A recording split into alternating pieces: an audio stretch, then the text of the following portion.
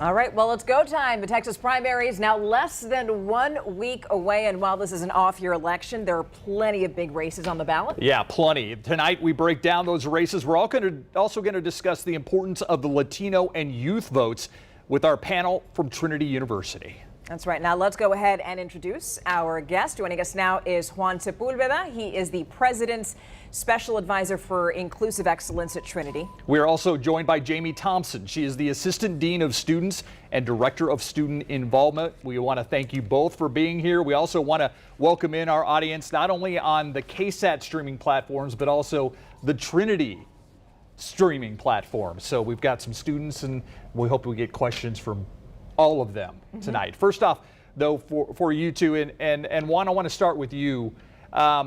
Early voting started Monday of last week.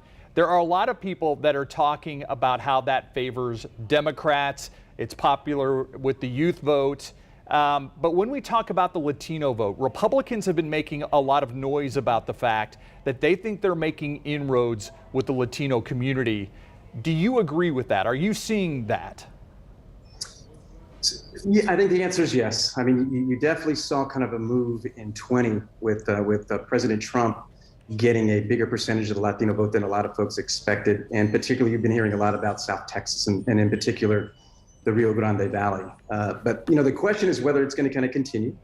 I always tell people that one thing that's important to understand about the Latino vote in Texas and nationally is that it's a swing vote. It's a persuadable vote, right? And so when I look back to 20, and when you're looking at the research, what people who've looked at this, there's a lot of assumptions going on, but people who've actually done some of the research to look at what happened in 20, you see a combination of things kind of taking place. But one of the big things is just, I think for the Democratic Party, looking almost at the Latino vote as like a robot, that they're just going to magically kind of show up and not really kind of, think about how we always talk about the suburban soccer moms, and we see them as the swing voters in the past, and all the attention that you have to give to a vote early and consistently didn't happen last time, right? And so there's other kind of factors that kind of came into play as well too. The Latino vote is not as attached to the different political parties. You'll see in general that there's a 10% higher than the national for other voters in terms of declaring themselves as independents. So once again, I think that's a good thing for the Latino vote, because that shows that both parties really have to work hard for them. But there's no doubt, if you look around Texas right now, the Republican Party is making a play. They're on the ground. They're talking consistently. And I think that's going to be a challenge for the Democratic Party. Yeah, safe to say Democrats cannot take the Latino vote for granted anymore. And actually, that leads to one of the viewer questions that we got from somebody in the Trinity audience. Many people say, quote, we need the Latino vote, end quote, but is it dangerous politically to categorize a diverse culture as one united bloc? Yeah, and I think, well, the viewer, that's a great question from the viewer. And I think there's a couple of things. And, and campaigns and the technology has gotten some more sophisticated. So even though we still have a tendency to talk about things like the Latino vote, we know that it's more complicated, and campaigns can target beyond just the racial or the ethnic portion of it. Let's go back to 2020 again, as Trump moved over and got more Latino votes. But when you look at it more closely, there was a gender gap. He did better with men than he did with women. There was a college educational gap. He did better with folks who didn't have a college degree compared to folks who did, right? So once you start to kind of look at those kind of, there was a kind of a generational gap in terms of how he did better with kind of older voters. So I think you do have to be smart to not kind of pigeonhole into people. Just it's one part of who your identity is, but we know it's the full set of package of who you are as a voter that comes to play. And the campaigns are sophisticated enough now that they can take all those things into account as they're kind of targeting in their campaigns. Yeah, it's a good point, Juan. And I want to go to Jamie now for this question. Now, when we talk about the youth vote, specifically when we mention that voting block, we're talking about 18 to 29-year-olds. The Associated Press did a poll back in 2020, if we could bring up that graphic to show people what we're talking about here. And it looked at how the election would have turned out had we only counted the youth vote. And the thing that this poll found is that Texas was highlighted in blue. So there you have it right there. We're going to take a closer look right now. If we could just zoom in on Texas itself. Your eyes are not fooling you there. That is Texas highlighted in blue. And it shows that Biden won the youth vote in Texas by almost 30 points. And we expect that kind of energy during a presidential election when it comes to the youth vote. But Jamie, are young people paying attention to this particular election? It's a great question. Juan and I, Dr. Sepulveda and I were just talking about that. I think that there's probably never enough conversation about these things. We always want for more. But at least at Trinity, even this spring, we've already had some early successes. If this is kind of an indication of interest, collaborating with an academic unit, our humanities collective, to host voter registration at one of their events. And the observation I made, and I was just sharing this before we went on, was that I see that in the last couple of years, a communal aspect to voter engagement for college students. And the specific example is at the voter registration table just last week, we had partnered with Move Texas, which is a great local nonpartisan group.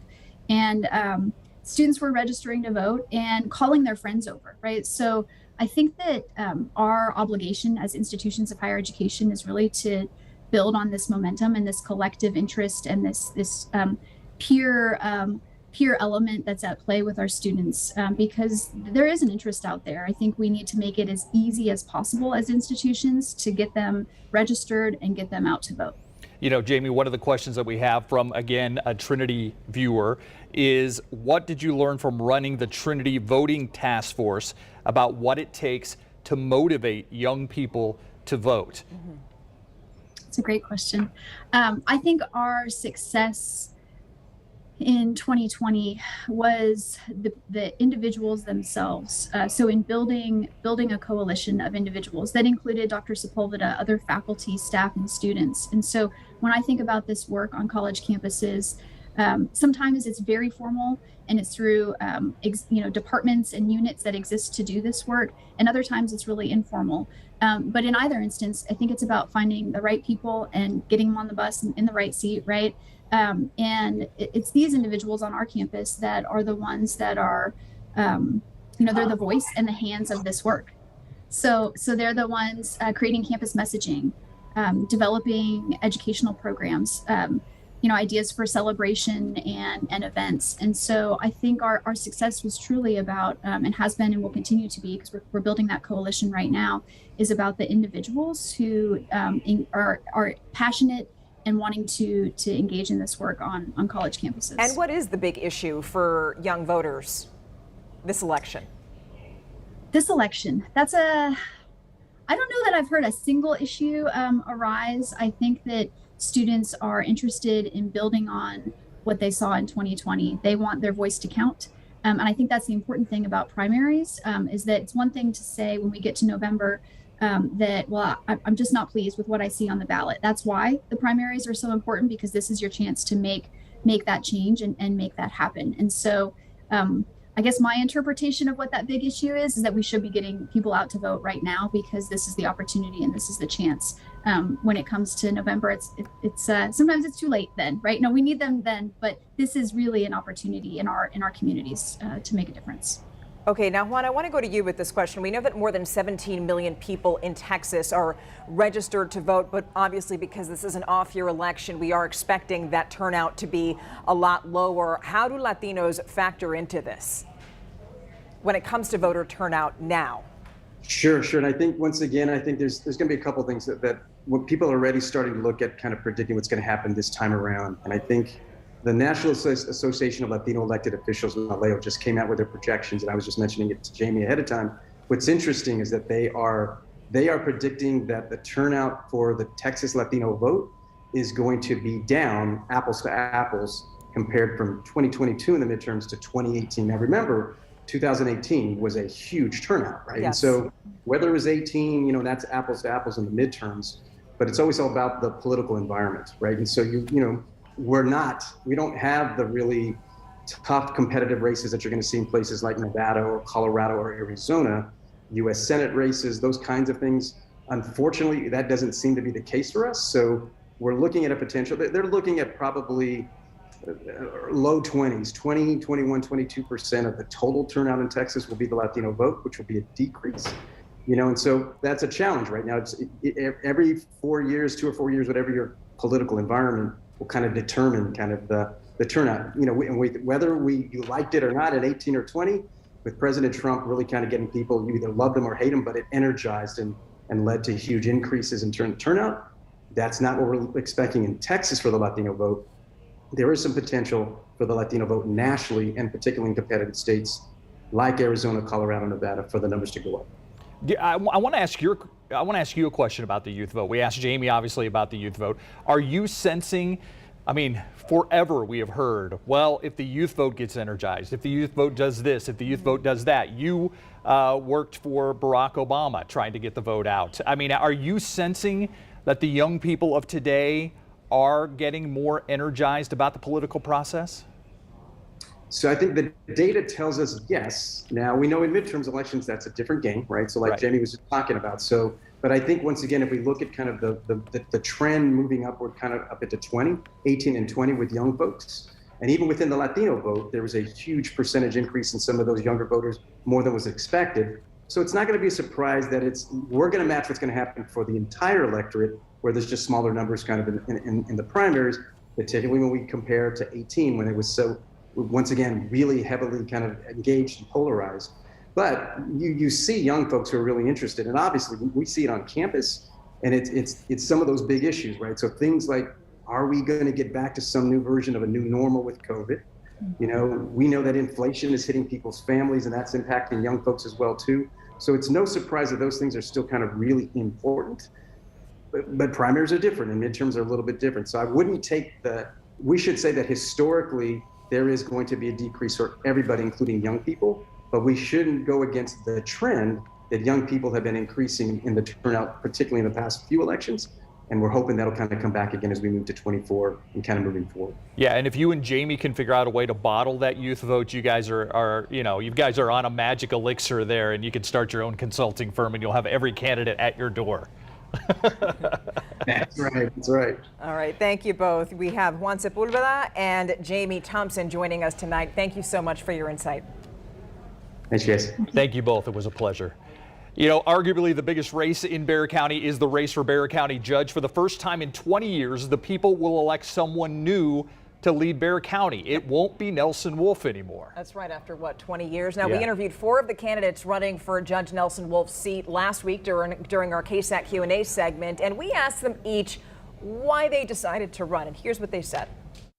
In charge of the budgets, the big ticket items are the jail and the court system, and I'm the person that clearly has the most experience, depth of knowledge, the character, reputation to lead Bexar County. I bring that key experience, the budget experience, infrastructure, health and human services. I bring a lot to the table, and I decided I'm ready to come home and lead the county. As county judge, I want to lead Bexar County into the future, build strong families, and bring people together to make Bexar County a safe and better place to live. I want to dig in. I want to help to bring this community out of poverty. We've had the same poverty rate since 1982. And I want to lead this community out of a post-COVID environment with big ideas and a bold vision. All right, now another contentious primary is the one for the 28th Congressional District. You've been seeing those ads all over the place. The Democratic challenger, Jessica Cisneros, has huge endorsements for her. We're talking about Alexandria Ocasio-Cortez and also Elizabeth Warren. But the incumbent Henry Cuellar says he has the support of the people from Texas, not those outsider celebrity politicians, as he puts them. We spoke with them both this week and asked why they are the right choice for Texas.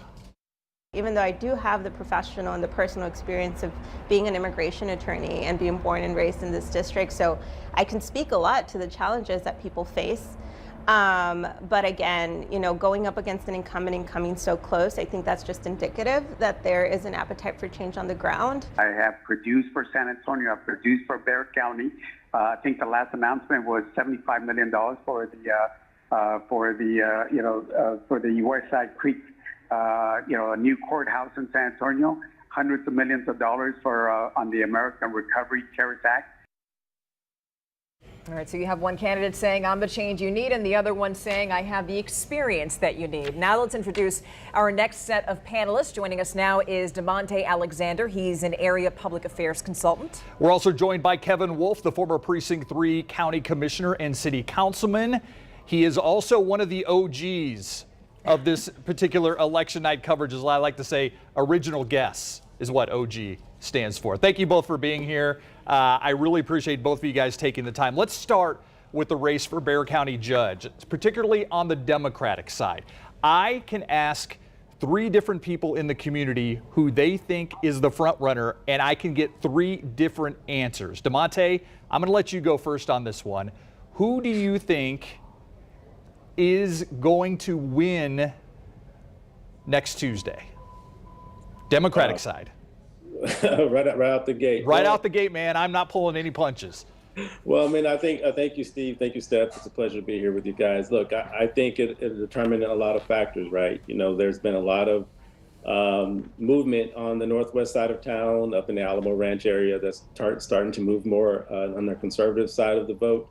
So, you know, one would say, I think Trish's team would sees some numbers there that they like when it comes to those trends. But, you know, we know where Bexar County has been historically. Bexar County is deemed a blue county, and you know, and most would think that this race is between Ivelisse and Ina. And so, if I don't have a crystal ball in front of me, so I don't know who's going to win this race. But I mean, as someone who's been on the ground and someone who's dove into those numbers, it's going to be the one who out organizes, who's the one that's going to get on those doors, who's the one that's going to really segment those voter bases and really speak to voters where they're at. And I think that's the person who gets out there and knocks on those doors the most. We know knocking on a door is 3 to 1. And so whoever can do that strategically, along with following up with good communication and a very solid mail campaign, that'll be the victor, in my opinion. All right, let me be the devil's advocate here with you, DeMonte, because I could make the argument that Judge Peter Sakai has the most name recognition among the 3 Democratic candidates. And again, I want to stick with just the Democratic candidates first, and then we'll talk about Trish's chance in November. But you do not see Peter Sakai as the front runner in this race, is that right? Well, and that's my apologies there for leaving the judge out. The judge is a very nice guy. I mean, he's done so much with domestic violence, working with Judge Diaz and Maria Villagomez at the city. So I think the judge has, you know, I think most people would say that Judge is the most seasoned and the most ready to take the seat. But I think, you know, he hasn't been the most public person. And so we know in elections that name ID is really critical. And so I think that's going to play a factor here in this race. You know, you have to get out there, you have to campaign hard, and that name ID is a real thing when it comes to people going to the ballot box. All right, Kevin Wolf, your take on the Democratic side of this primary. I know that you really seem to enjoy that I asked DeMonte that question first. I didn't notice that. I do. I'm glad you got that one first, DeMonte. Okay, I can tell you this, 100% positive that on primary election day, there will be no winner in the Democratic primary because there's going to be a runoff. There's going to be a runoff. That's what I said. Okay, so give me 2 names that are going to make the runoff. Ina Menarez and Peter Sakai. Interesting. But to your point, when you first started off with this question, you know, you can ask 3 different people and get 3 different answers. I have not seen a lot of what I'll call differentiation between those 3 candidates. And I'm actually kind of surprised, not just on the Democratic side, but on the county judge race as a whole, when, you know, we're having a turnover in that seat that we haven't seen in, you know, 20 plus years. And the level of excitement or lack thereof has been kind of surprising to me. But you asked the question on the Democratic primary, who do I see coming out? I see Ina and Peter as the folks in the runoff. I know you like to crunch the numbers, Kevin. I know you look at like who the early voting is, where it's coming from, Republicans versus Democrats. I mean, that's the candidate in you right there. But I mean, are you seeing anything in the early numbers that give you any clue as to the Democratic side, or maybe a clue that Trish DeBerry has a path to victory when it becomes just her against a Democrat? So sticking on the Democratic side, and one of the reasons why I picked Ina is looking at where the votes are coming from right now. Now, it's very hard to tell because you can vote anywhere. However, people generally vote close to where it is that they live, and you can kind of infer from that whether they're, you know, are they Republican, are they Democrat, are they, you know, middle, are they conservative or liberal, that kind of thing. And what I'm seeing first, that is not good for Trish, is that D's are outvoting R's countywide. We were expecting I don't know if we'd call it a Republican wave, and maybe we'll see that on election day. But we're certainly not seeing that during early vote, and D's are, as I said, countywide are outvoting R's. Where I do see those D's coming in, those early voting sites that are high, are actually coming out of the state representative district that Ina currently holds. So I give her sort of an edge there because those folks are going to know her better than countywide folks would know. So those are my two thoughts in regards to the numbers that I'm seeing coming out. I think, to your point, Steve, I kind of wrote them down. D's are at 28,000 plus so far, and R's are at 26,000 in early vote, which, by the way, are very low numbers. Yeah, very low. I think your earlier guess saying that, we'll be lucky to get to 20% turnout. I think we'll be lucky to get to 20%, maybe lower. So now let's talk about that District 28th congressional race. Obviously, this is the really hot one that probably the entire country is looking at because the Republicans are hoping that if Jessica Cisneros wins this, that then they actually have a chance to win this over, even though this is a very highly Democratic district. But we know that the incumbent, Henry Cuellar, his home was raided by the FBI a few weeks ago. Do you think that this is going to make a difference? And I'll start with DeMonte on that. Yeah, I think it'll make a huge difference. Look, Jessica ran a very, very good race last cycle. And, as I was mentioning to Steve earlier, that helped her name ID, that helped boost her profile. And, they have additional support by AOC and some other, like former president candidate Elizabeth Warren. And so I definitely think that it definitely doesn't help him, and I think it does help Jessica, and I think Henry could be in trouble coming down the at the end of the race. Do you think Republicans have a shot if it's Jessica Cisneros in this district? I don't. All right, Kevin. Don't. You're from the other side. I mean, I have been told that Republicans are watching this very closely and that there are a number of Republicans. Obviously, Cuellar has crossover support. He gets some Republican support in that district. Do you think if Jessica Cisneros beats Cuellar next Tuesday, that Republicans will target this race? There is a path. It's a very, very narrow path, and it's a path that would cost that Republican a whole lot of money. At the end of the day, it's still a Democratic congressional district. I can tell you that, yes, there are a number of Republicans that would like to see Henry's challenger win because, they'll take great pleasure in painting the far left, which personally I don't think is representative of Henry's district as a whole. And Henry may be right. He may be able to pull out from this cloud and get through the primary. That doesn't mean he's not going to get hammered in the general for it. So from a Republican standpoint, I can see a level of excitement, but with a little, not caution, but a little holding back in that, it's going to take a whole lot of money to try to flip that District R. But who are they afraid of? Who are the Republicans afraid of when it comes to Cisneros or Cuellar? Most afraid of Cisneros, absolutely. Republican, the AOC 2 is what I hear most often. Right, where they put that on Cisneros. Right. Do you think Cuellar pulls this out?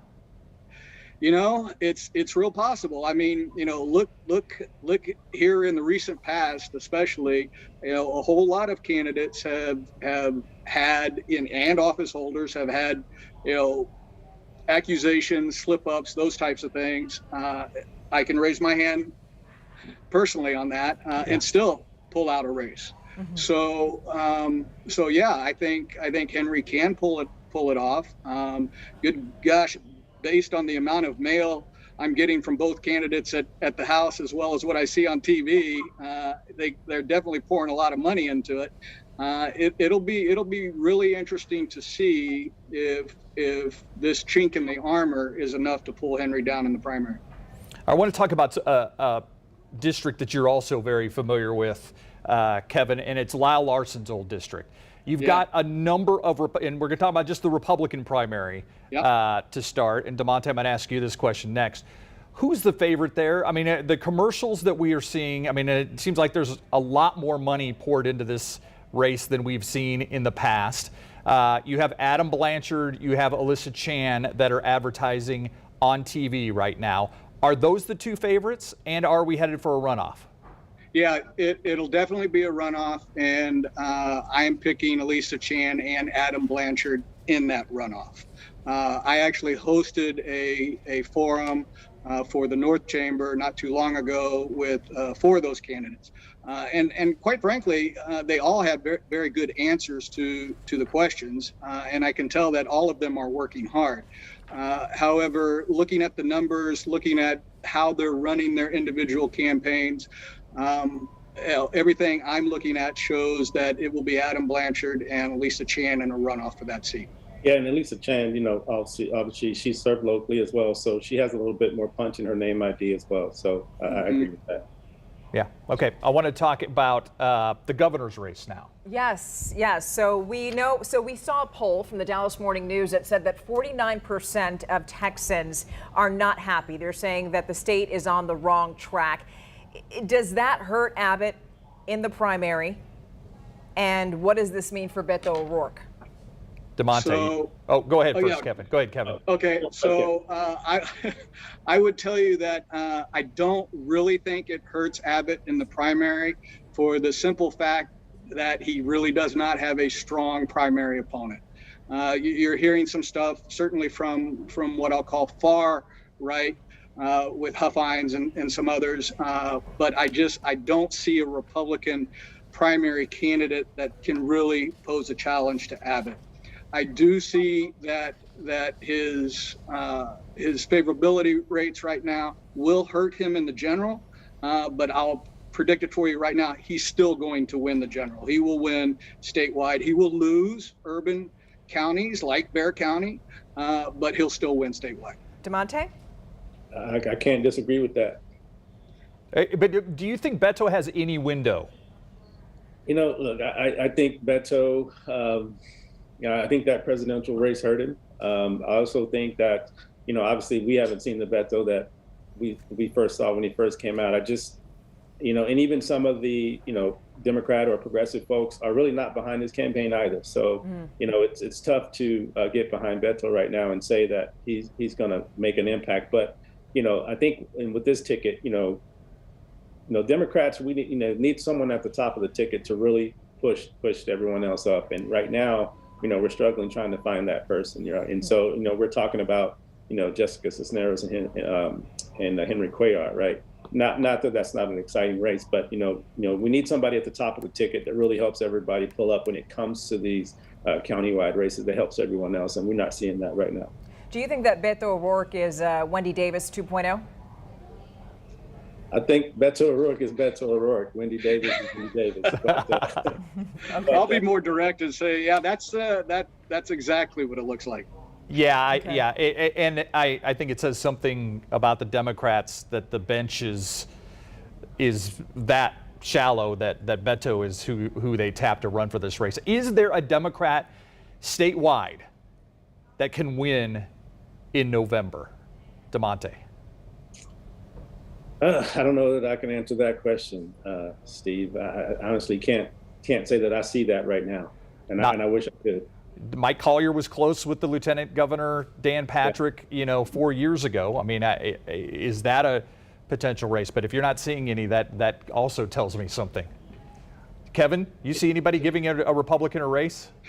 I don't. If the Democrats had fielded someone really strong and say for Attorney General, I think they might have had a shot there. However, the Republicans themselves have fielded some primary candidates that are going to give the Attorney General a run for their money, but I don't see a Democrat winning statewide yet.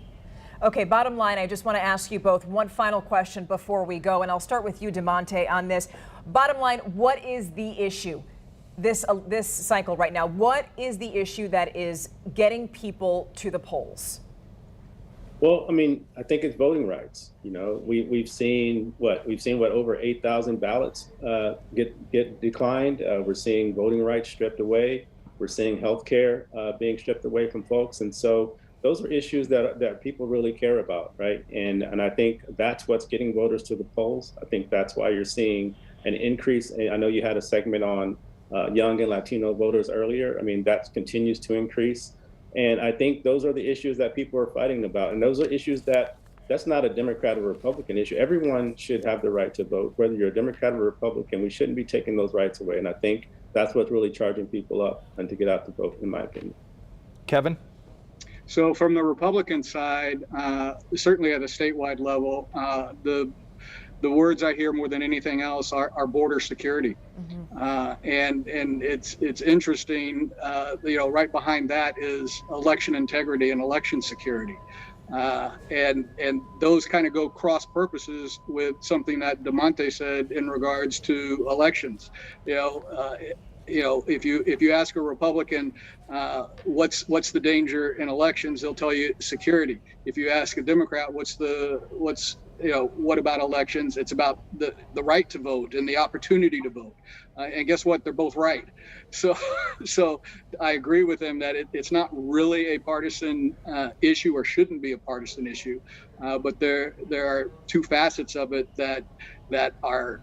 One is held very strongly by Republicans, the other is held strongly by Democrats. But from one issue, which was the question, I tell you, for Republicans, it's border security. But all right. I will add to that and say, there's one of those issues, and voting right. There's not a right. There's only a right thing about voting, right? Everyone should be allowed to vote. Security, you can argue about that, but voting should be allowed for everyone, anytime, anywhere.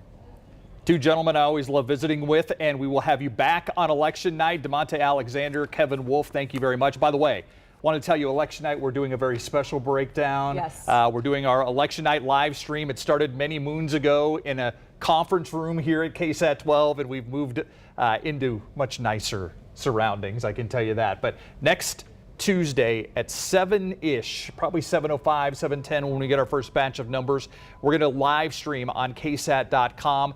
Kevin Wolf, DeMonte Alexander, and Molly Cox will be our power panel. Myra Arthur will also join Steph and I next Tuesday. And as we always say, it's not important to me or Stephania necessarily who you vote for, but that you vote. Please exercise that right. Absolutely. Yeah, I think that was that DeMonte or yes. something. No, I think it's Kevin. Yeah. Okay, all right. I got Kevin Wolf. Hallelujah. Good. Yeah. I'm letting the Republican say that. All right, guys. We'll see you next Tuesday. Well, thank you. Good to see you, Kevin. Thank you both. You too, DeMonte. See you. And for all of you who joined us during tonight's live stream, we so appreciate your company and just being a part of this conversation. It's a wonderful thing, and we hope that you keep joining us because it is very important that we hear from you, because we're doing this for you so we can keep the whole conversation going. Now, if you missed any part of tonight's live stream, you can go to our website at ksat.com/breakdown to catch it. That's also where, by the way, you can read up on any of these issues that we discussed, just so that you could use them as a reference point to learn more about the candidates and all the specific races that we've also broken down for you on our website. So again, thank you so much for joining us tonight. We'll see you on the Night Beat.